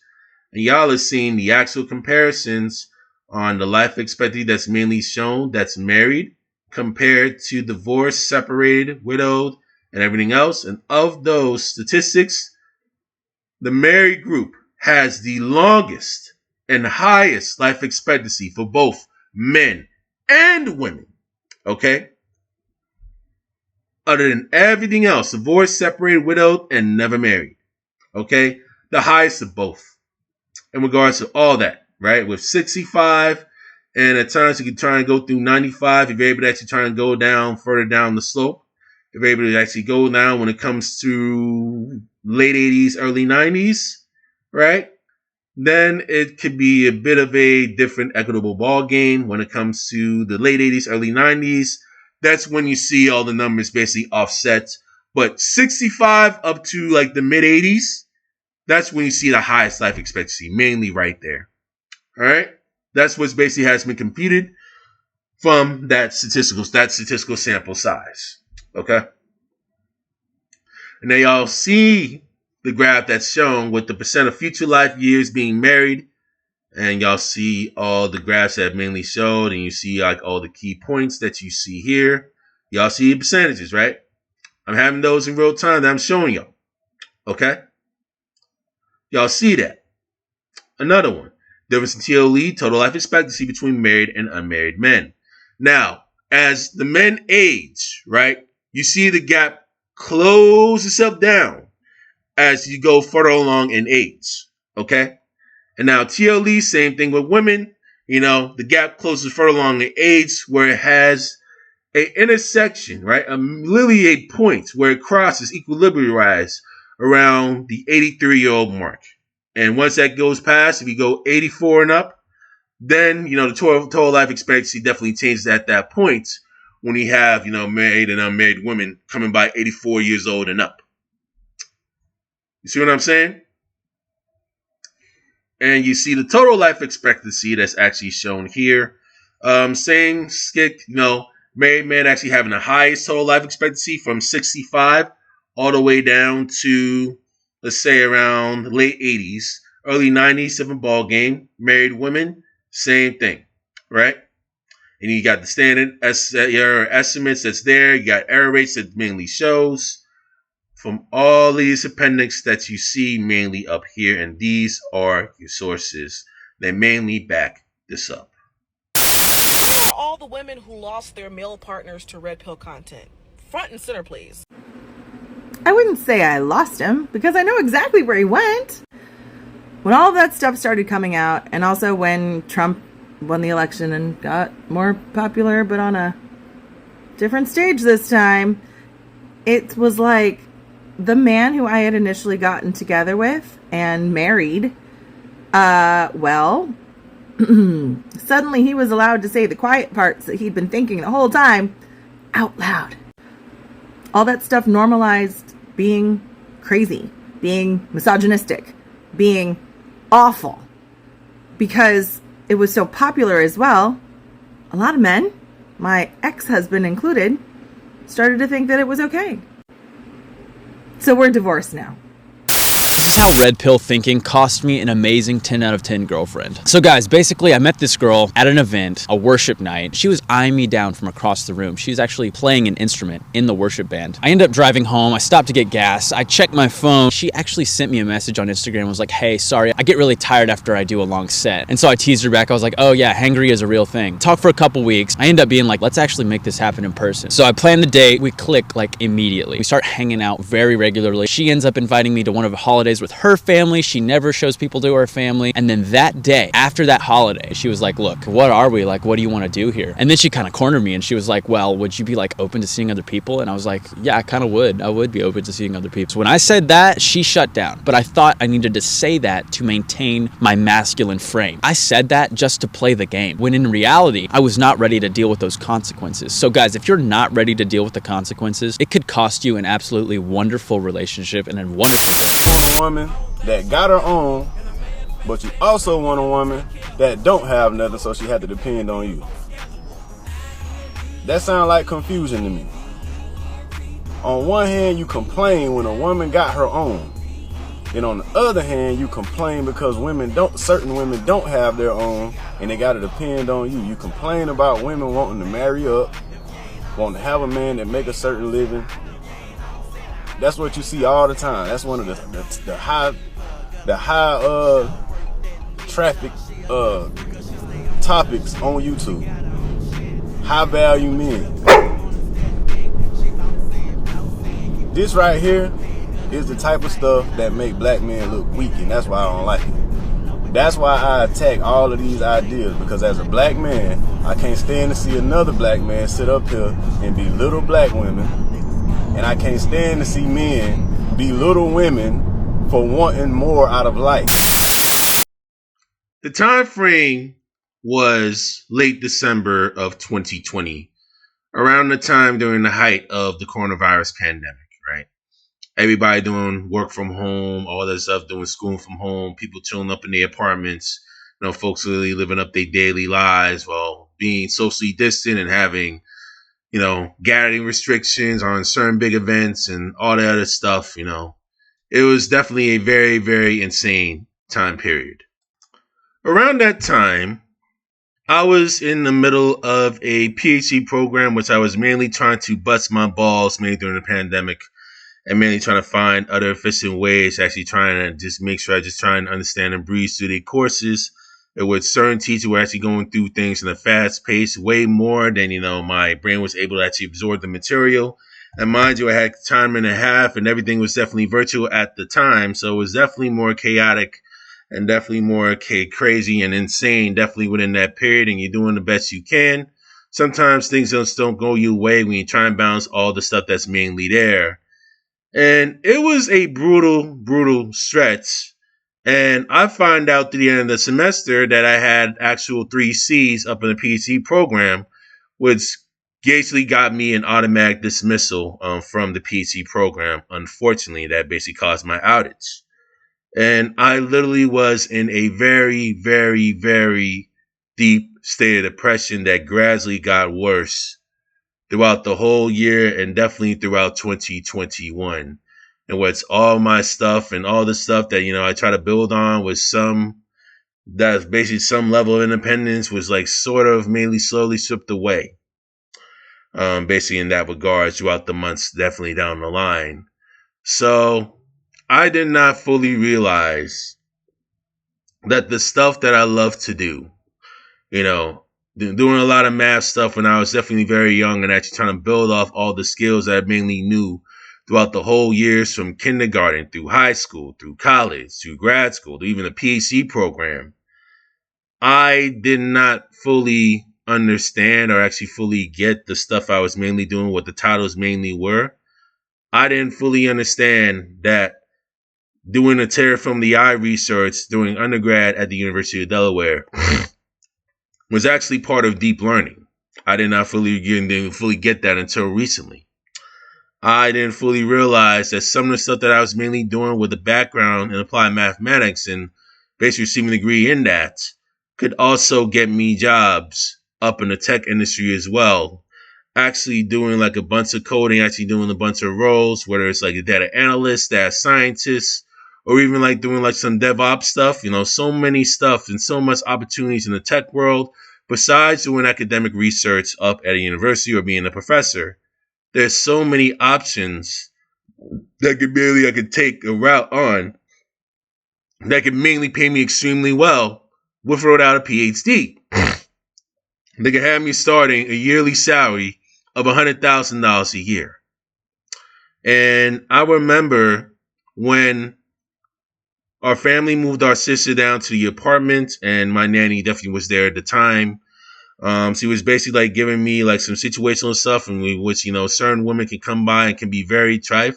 It can definitely ruin a man's career and definitely like ruin a man's reputation and everything else by getting him set up with false allegations, getting him sent up to prison for years on stuff that he didn't really do, and then his life is screwed up, made for the rest of his life over that. I've been hearing stories basically through my nanny in regards with this. And that's what led me down to Kevin Samuels. That's what led me down to some of the Red Pill content creators that listen to some of his content, that I've actually watched some key players in this, in which Kevin Samuels definitely was on the podcast. That's how I found Fresh and Fit. I found Fresh and Fit through Kevin Samuels, and unbeknownst to me, I definitely dug deep into the rabbit hole, unbeknownst my knowledge. Then you see the MGTOW game, you see Coach Greg Adams, you see Entrepreneurs in Cars, you see the Rational Male, all these big major players, a lot of them in the pseudo red pill community that Kevin Samuels eventually distanced himself from, and we're going to definitely get to that later. Fast forward around a couple months later, when I was actually just watching some of the content, but actually trying to find a way to rebound and get myself back into school. The sister was literally freaking out, literally losing her mind over some of the stuff that she was seeing, and then arguments started blowing up, things started going out of proportions.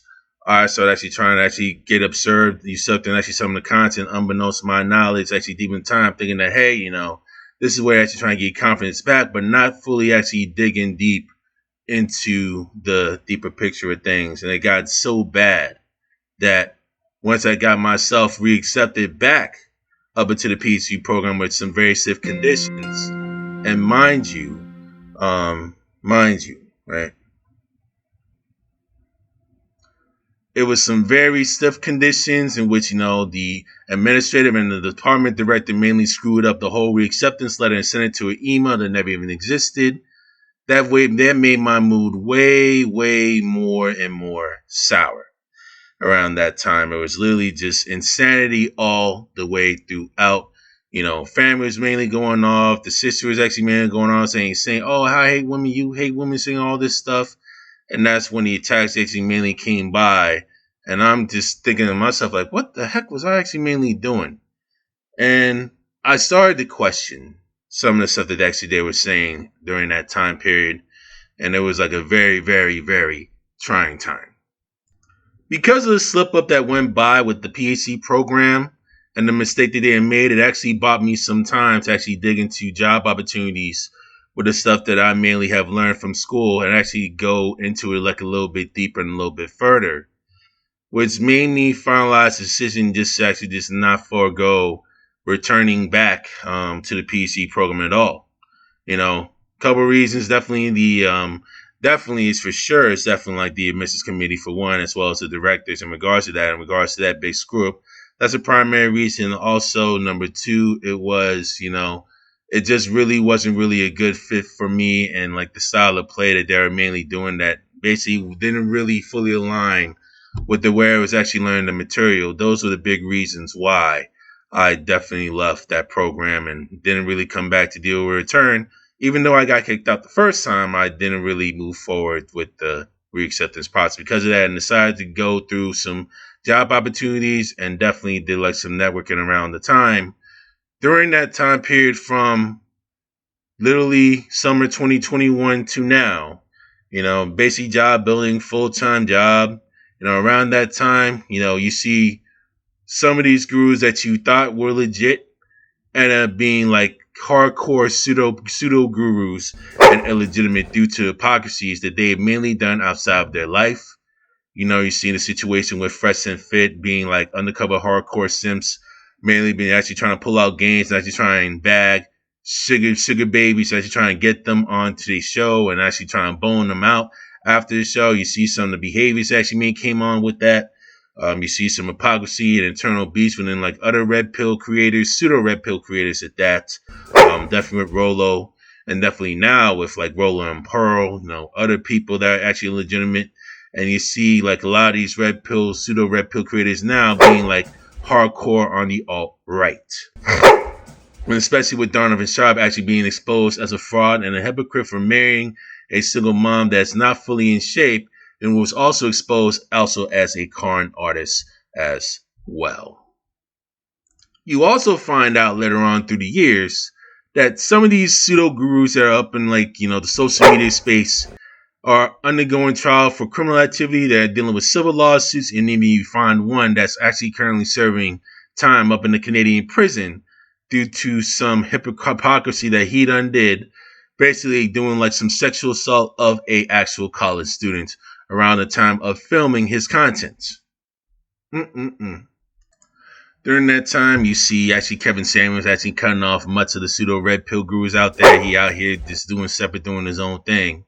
Although I disagree with some of his methods, I understand his intent. I understand what he's actually trying to do to actually help out and actually try and unite and bring black men and black women together. Definitely deep condolences to Kevin Samuels and definitely deep condolences to his family in regards with that. Now, during that time, you move back home down to New York, you definitely take more like the content creation seriously. And also around the time of 2021 is actually you actually first started building or actually started to set up the channel of the Nerd Chronicles around August 2021, around that time. So, and so far as it's slowly getting itself built up, who knows what goes on moving forward. You start to learn, actually just do more presentations, try and get as much love as you can while building up projects, try and learn more about the tech space, try and learn more about, AI stuff, machine learning, deep learning, data science stuff, and literally down the line. You learn all these things. You go to networking events all over New York City, basically through my lens. I've been doing all that on and off for about 2 years now. Definitely I was actually just going extremely ham, while the parents actually try and remodel the house, get the bathrooms remodeled. That bought me some time to actually just go through more networking events all over New York City. And ever since I've been speaking to like a lot of people up in the tech space and, trying to get more confidence up, actually get myself more familiar in the social world, my whole view changed in regards to the social method. And I started looking back at it now I'm thinking to myself, God dang, why did I not actually try and dig into the background of these guys much earlier and see who they really are first before digging into further detail on the narratives and on the movements that they mainly in? And I come to find out that the reason why much of these pseudo red pill gurus are illegitimate is that they're definitely fraudsters for one, and why they put themselves up in the first place saying, oh, MGTOW, every woman's going to be coming at you for your money, every woman's going to try and fleece you up, is due to the fact that they lack social skills in regards with communicating with women. They have internal failures in regards to their breakups or ending a marriage and divorce. Regarding to the position they mainly have, they lack subtle cues on actually how to prove themselves. They lack subtle cues on actually how to lead by example when it comes to couples, when it comes to marriage. And there could be some faults from the women too as well, and I admit that. I'm not going to try and take all the way back. And I will give, definitely the pseudo red pill gurus credit on this. There are narcissistic people out there that will try and actually bleed your ass dry. Men and women. Okay? And you could definitely be more concerned with women due to the fact that they're more psychologically manipulative. A narcissistic woman, in my opinion, is much more dangerous than more so than a narcissistic man, because he has the course on her side for one, as he knows how to break you down surgically, slowly, deep down the line, utilizing her sex appeal and all that, just to try and get what she wants and just try and maintain leverage and try to make sure that you don't outdo her and all these things, because she has like some internal saltiness.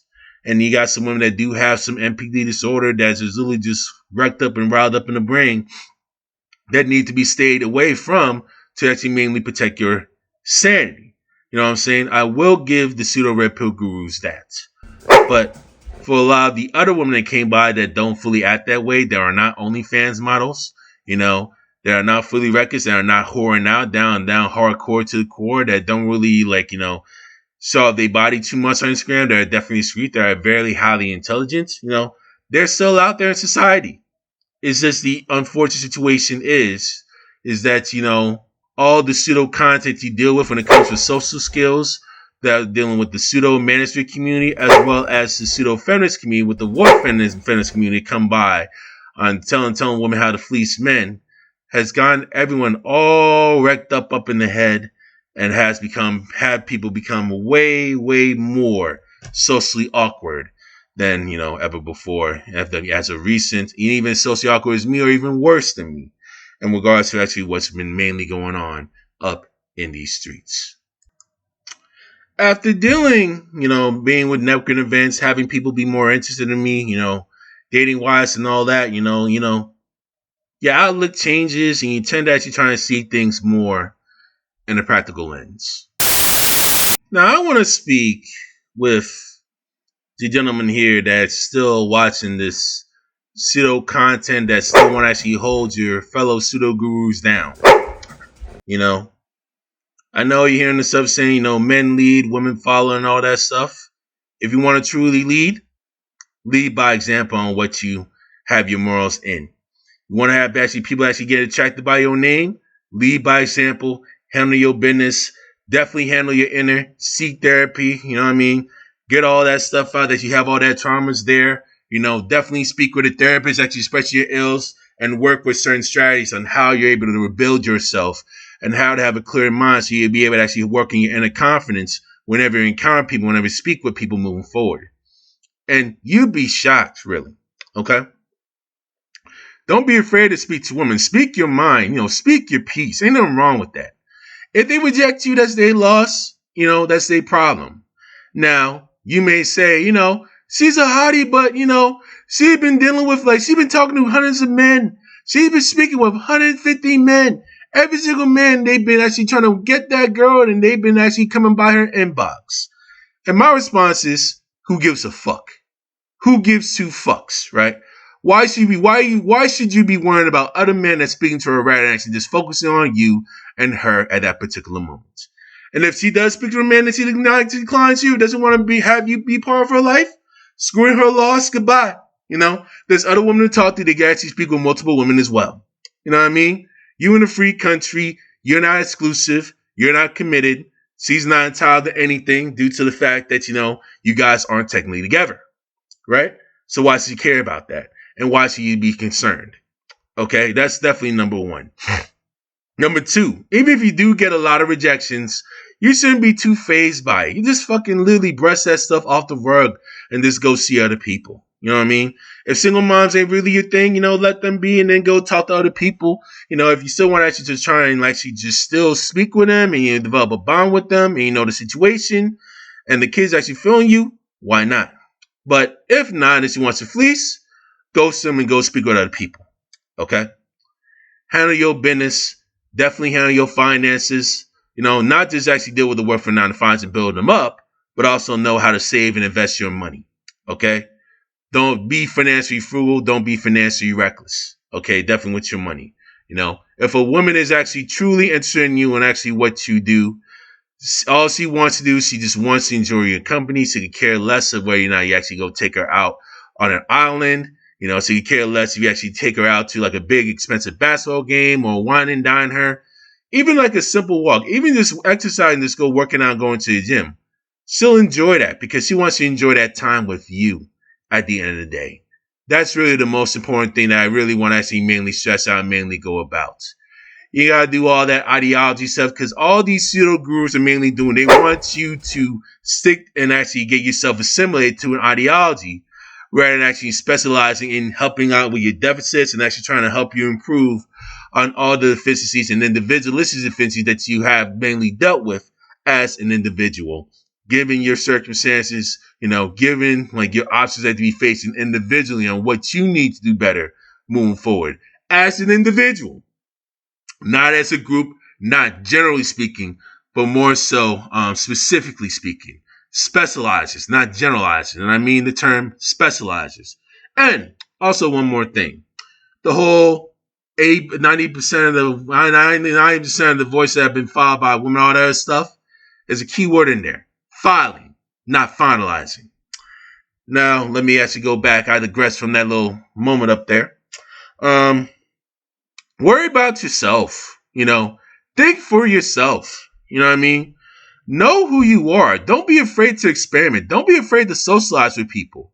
You know what I'm saying? Men and women. Okay? Don't just go to like tech professional events. Go to the fun events too. Speak with other people. Get yourself comfortable. You know what I'm saying? Don't be following all this other crazy nonsensical anti-take pseudo rhetoric that they mainly have you got going, and don't be bringing up that shit up those conversations even up in dates. Because all that stuff's going to really do is make situations way, way, more awkward than they need to be. And now you're going to put yourself in like a way worse off position than you were in before, to the point where you could get yourself up in a deeper depression. All right? The manosphere itself, much of the general manosphere itself is literally deteriorating. As of now, you're seeing like a bunch of people have various beefs with one another. You're seeing Roll Tomasi beef with Pearl. Even you see like even legitimate people that are legitimate and actually getting women and boning women. They have other beefs with other legitimate people that were in that space that get girls, and they have like some very, very, very skeletons hidden up in their closet as well. You know what I'm saying? And again, Andrew Tate is currently still on trial. Demo is currently in prison. You know what I'm saying? Other people are actually dealing with some civil lawsuits. The Fresh Fit podcast is literally imploding down to T with little frequent crash outs. However, whatever podcast is actually still going strong, still going successful, which I can understand why, a lot of women are literally spooked with all the rhetoric that, a lot of men mainly have when it comes to dating and when it comes to expectations, which I do understand that. But it starts with you leading by example and actually trying to build yourself up first. And actually not just build yourself up in the financial and academical, but also build yourself up in the social realm and mainly speak with people to actually try and build up more leads, build more networking opportunities, possibly get more women, have as much leverage as you can mainly have so that the fruits of your labor will mainly develop definitely in due time. It won't be instant. It will not be easy. It will be definitely a slow process. But if you continue to build, if you continue to develop yourself as an individual and more people see that you're actually leading by example, more people, men and women, will definitely want to join up in your circle. You ain't got to do all that crazy pseudo red pill nonsense, all that bullshit. You know what I'm saying? Work on yourself. Work on your individual ills. Find people that could definitely align with actually improving your own system and create your own system on how you need to improve as a person and as a man moving forward. And it's as simple as that. You ain't gotta go like overthink on certain ills. You ain't gotta worry about certain ideologies. You don't want to try and limit yourself up in a certain box. You know what I'm saying? Just worry about exploring, worry about evolving, and worry about continuing to learn, have continuous learning later down the pipe. And stop worrying about what other people are thinking at the end of the day. All right? And I'm going to leave it at that. So in closing, what Mila from Canadian Millennial, she is mainly spot on with much of the stuff that's mainly going on with the pseudo red pill content. And yes, definitely pseudo red pill content, if consumed too much, if you guys aren't really fully eye to eye with the mentality, it will deteriorate relationships unless you guys mainly mature, unless you guys mainly experiment by yourself and make quick adjustments. Chris and Paul from their Chronicles is signing out. Deuces. All right, y'all. One more thing before I go for real. I forgot to actually discuss one more thing too. All right. If you know somebody who is going through actually absorbing the pseudo red pill content that comes by, and yes, there are some very serious issues about men's mental health as well, that we do need to actually just take things seriously as well. We have to actually be well balanced in these things. Don't be coming by and actually below this man saying, hey, why are you actually just watching all this nonsense? Why are you watching this garbage? If you get him all these threats and force him into an ultimatum, you try and do that, guess what's going to happen? He's going to become much more resistant, and he's going to become much more anal. He's going to be much more stubborn, and he's going to literally do his best to actually just literally walk away from you and cut you off a lot faster, right? It's better that you have more of a civil discussion with him, not to actually try and get like a quick resolution, but try to analyze the reasoning as to why he's actually watching these things in the first place. That'll be step number one. Step number two would actually be to dig into these content creators yourself and know who they are, research what they've done, see if they are legitimate, and if they show signs of inconsistency or hypocrisy, definitely explain that to them in a civil manner and actually explain your reasoning and showing actual evidence as to why that particular content creator is illegitimate. And they'll have, some other backups as well, like criminal charges, civil charges, other hypocrisies that's actually shown up in the camera in person that actually shows like what they're doing is the opposite of what they're teaching. Those are definite, actual, legitimate examples that you can use to actually get somebody that's watching that content to actually wake that person up. Okay? And also, ladies, if you're currently dealing with a man who's also dealing with red pill content, just definitely be understanding. Try and dig into the reason behind the scenes on why they're doing that. But more than importantly, just please don't be disrespectful towards him. Whether or not I would even suggest whether or not he's actually watching red pill content, just don't be disrespectful towards him. Don't belittle him. Don't be grimy towards him. Don't try and come out and give him all this crazy shit test nonsense, actually showing them maturity. All the crazy sitting them in them nonsense is not even going to work. It's showing childishness. You know what I mean? You don't even want to actually try and show these things. Be supportive, be understanding, try to get to the root of the problem. And if it gets really too bad or to a point where it gets real extreme, where he gets really all sucked in and he's just way too far gone, yes, you have every right to dip up out here and you have every right to cut him off for sure. But definitely make sure you just don't disrespect your man. All right? Otherwise, it could be mainly hell to pay. All right? God forbid your relationship could be ending probably way worse off, but it's always better to try and actually just do it in a diplomatic way to actually resolve it rather than actually trying to force the issue and actually trying to like go berserk and literally act the fool. No more talk from me. Where are all the women who lost their male partners to red pill content? Front and center, please. Because I want to know what happened. I want to know how he started off when y'all got together and how red pill content changed him and how the partnership. They're getting out here thinking they can do better. Then when they get out here and they realize the better women, in fact, do not want them. See, from my understanding of red pill, in the beginning, it's supposed to be about self-improvement. right? Grinding, getting your money up, working on your skills, becoming a better man, working on your appearance, getting in the gym, all that improvement stuff, which is good. All that's great. You should do it. And then by becoming a better man, you will attract better partners over time. But they're just skipping all that self-improvement shit. They're skipping all that and just wanting the better women. But when they don't get them, that's when they start women hating, women bashing. You see, it's just a pipeline. Y'all getting stuck in that rut, and it's a pipeline straight to hatred. Now, depending on who you are, I have some good news or I have some bad news. That news is the red pill movement is officially dead. So, what happened? Now, the whole red pill movement, it had a lot of pros that I actually agree with. It had some good principles out there. However, it had far too many cons to have any type of longevity or lasting power. In fact, it died not because of the feminist movement, who's going to take complete credit for actually destroying it, but it was killed off by its own creators, the average guy. Now, if you're unfamiliar with it, the whole premise of it was to empower men and shame women into settling for whatever they can get, which I thought was a dumb idea in the first place, because if I had a daughter, I wouldn't want her to just settle for any old body. So yeah, in that essence, I believe it was just designed to fail. It could not last forever on those principles. Now, the reason why I say the average guy killed it, because the whole premise of it was for women, is teaching women how to get a high value man, which Kevin Samuels should have never said that in the first place, because these dudes just took it and ran with it. You had people that are guys that are nobodies believing that they were actually high value men, and these women should bow down to them. Now, I'm not up here just kissing women's ass. That's not what I'm doing at all. I'm just explaining why the whole movement failed.